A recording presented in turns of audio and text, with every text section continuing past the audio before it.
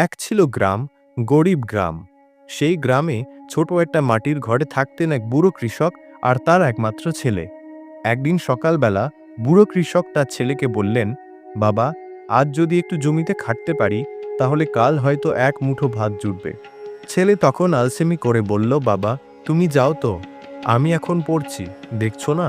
বাবা আর কিছু বললেন না, একটু হাসলেন আর কাঁধে লাঙল নিয়ে মাঠের দিকে চললেন।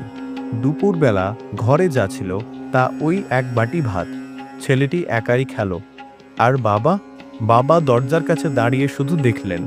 তারপর খুব আস্তে করে বললেন, কি আর করা, জল খেয়েই পেট ভরে নেব। রাতে ছেলে কিছুতেই ঘুমাতে পারছে না, কেবল বাবার কথা ভাবছে।